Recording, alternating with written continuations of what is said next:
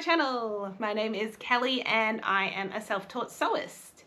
In this series, I share my makes from the past month and take you through any sizing and adjustments that I made.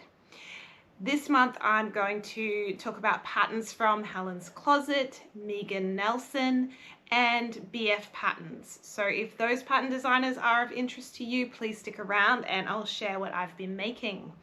As usual, any of the sizing and adjustments are included in the description below, so you can check there for more details.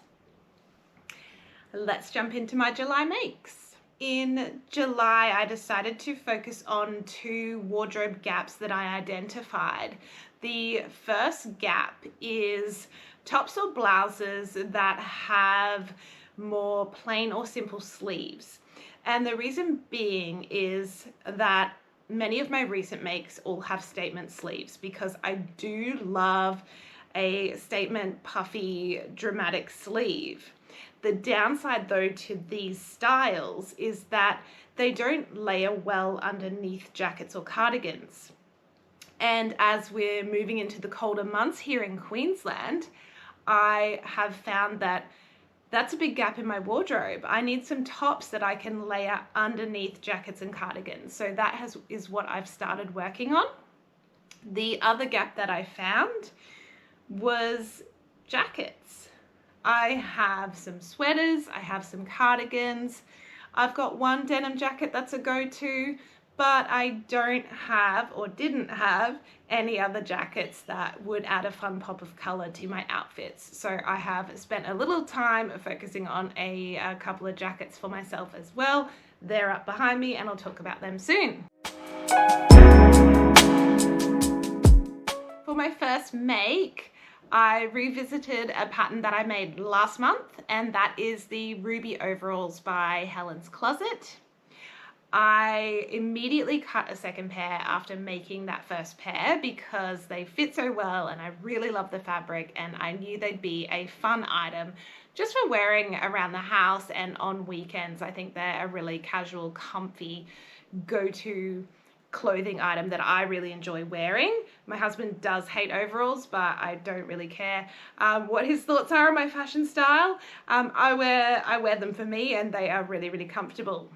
The Ruby Overalls, if you're not familiar with this pattern, have an elasticated waist at the back and straps that can either be sewn into the bib so you step in and out of the overalls, or you can use overall hardware as well as an option.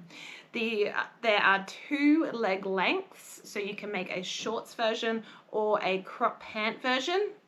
I chose to make the crop pant version, but I did lengthen it to make it a full length pant version.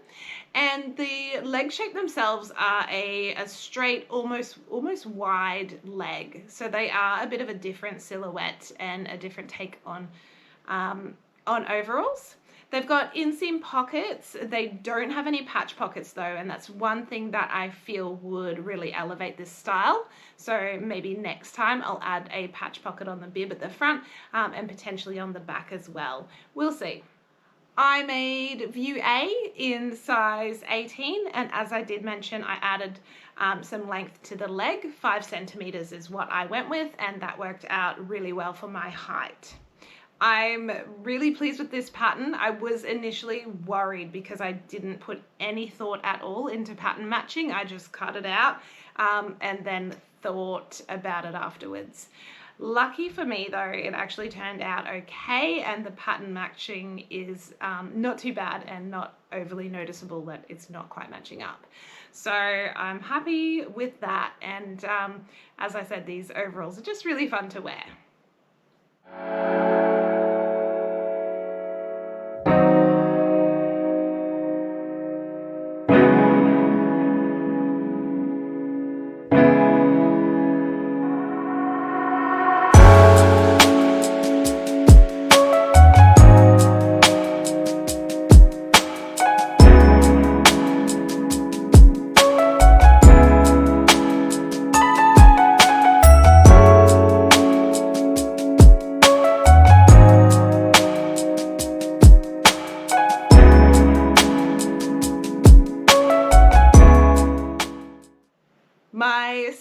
was my first jacket, just up behind me here in the leopard print. This pattern is another Helen's Closet pattern, and it's called the Pona Jacket. This is a oversized style blazer with a bit of a boxy shape to it, and there are no fastenings on the front. It remains open. It does have patch pockets, and again there are two lengths, so you can make the crop length or a slightly longer length that sits past the hip. And it comes with two sleeve lengths as well. The sizing in this pattern is worked out using your upper bust measurement, and for me that had me as a size 16. The fabric that I chose is a pinwheel corduroy in a leopard print, and this is very different for me. I don't have any brown or shades of brown in my wardrobe. It is not a color that I generally go towards. I also don't have any leopard print either, but I have found myself curious lately, loving the idea of leopard print as a neutral. And so I thought, why not? Let's just give it a go. And I'm really pleased with how it turned out. For my Pona jacket, I finished all the seams using French seams because it is an unlined pattern. And for the internal facing, I finished the edges of the facing using some store-bought bias binding from my stash. I also popped a little Molly Molly label on the inside of the back facing at the neckline, which is really, really cute. And overall, I am very, very pleased with this make. It's a nice warm layer. I can wear it to the office. I can wear it on weekends as well. And it's something a little bit different with the leopard print for me. So it's nice to have that extra addition in my wardrobe that was definitely missing.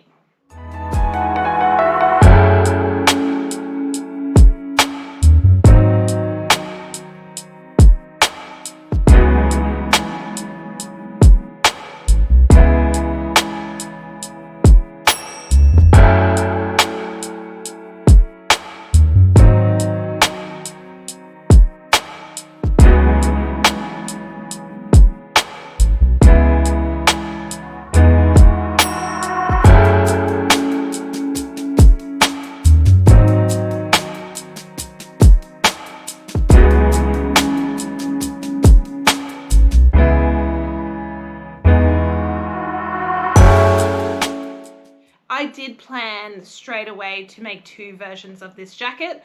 The second version is this statement piece behind me here. I made the same view and size as the leopard print version. This fabric though is cotton drill, and it is designed by Ellie Whitaker. It's beautiful and vibrant. It has gorgeous Australian birds printed all over it, and I just loved it the moment I saw it. So I knew this piece as a jacket would be a super statement piece. Being cotton drill, I knew that it wouldn't be particularly warm, and what I wanted was something that was nice and cozy for winter. So I made the decision to use some flannelette fabric and quilt the cotton drill and the flannelette fabric together to add that extra bit of warmth to this jacket. I quilted the sleeves, the front and back pattern pieces, and one of the collar pieces. I didn't quilt the facings or the pockets, and I also, after I quilted the fabric together, I stitched around all the edges using a 1/4 inch seam allowance to therefore treat each piece as one. This was quite a task in itself, but what I also planned was to line this jacket because I knew the flannelette on the inside would create friction with any fabric worn underneath this layer, and it would make it bunch up, which I didn't want. So I also went to Helen's blog and used her tutorial for how to add lining to this jacket. It was quite easy to follow, and I have done it before, so I definitely recommend giving that a go if you want to make a jacket with lining. If you're offended by any swear words, please look away before the photos.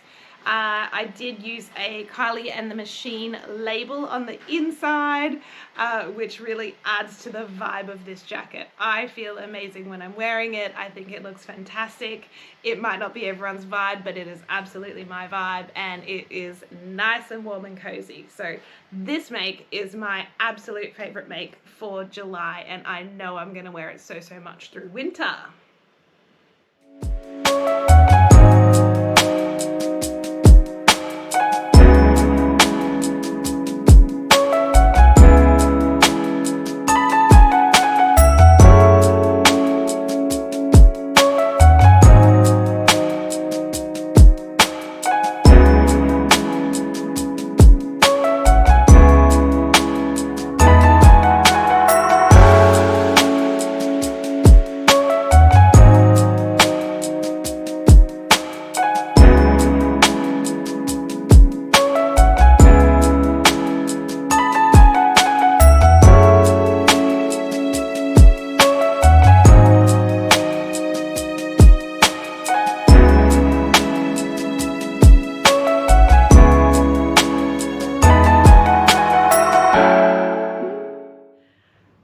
My next make was a request that I got from my teenage son.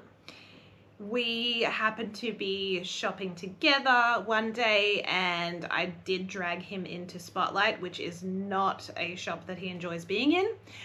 While we were in there though, he found a fabric and straight away requested me to make something for him. It's this very fun fabric that has little yellow ducks printed all over it.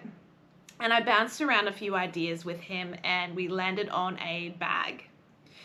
So I have gone to my TNT bag pattern, which I have made quite a few of lately.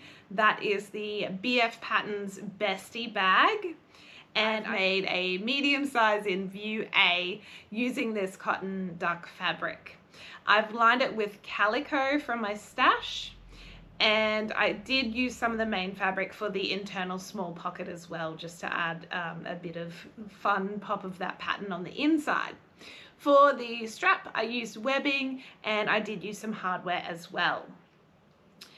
This bag was fun to make, came together really quickly, and it's a great pattern for showcasing a fun little print that perhaps you wouldn't normally wear. My son was really pleased with it, and he has already been using it, which is great to see, because it's extremely rare for my teenage kids to request me to make them something. So it was nice as a one-off to do, and I'm really pleased with how it turned out.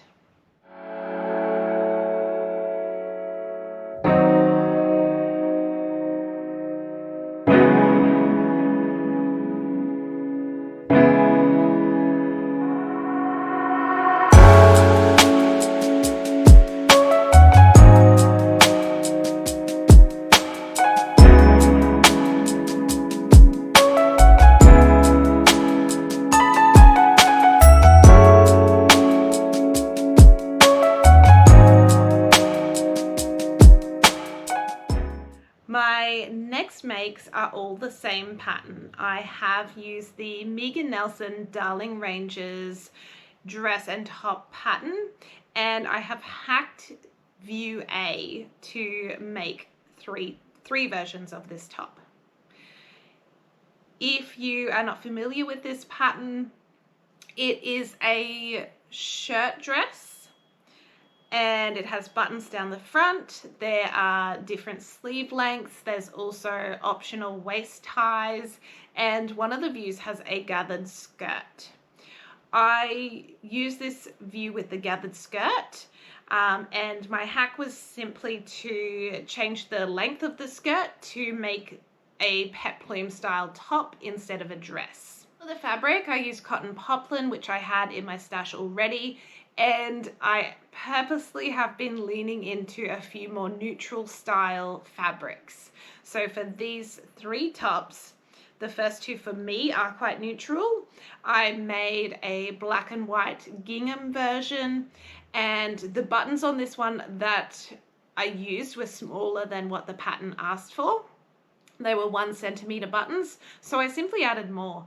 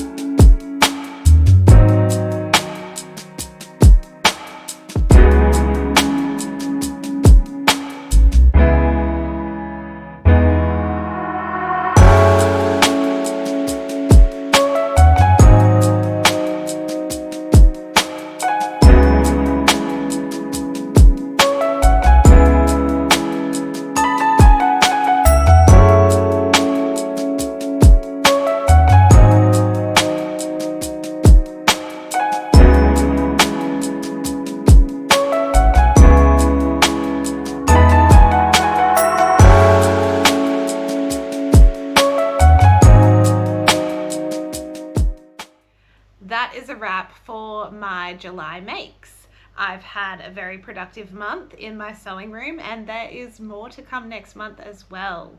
Please consider giving this video a like and hit that subscribe button if you want to know what I sew next. Thank you so much for watching, and I will see you in my next video. Bye!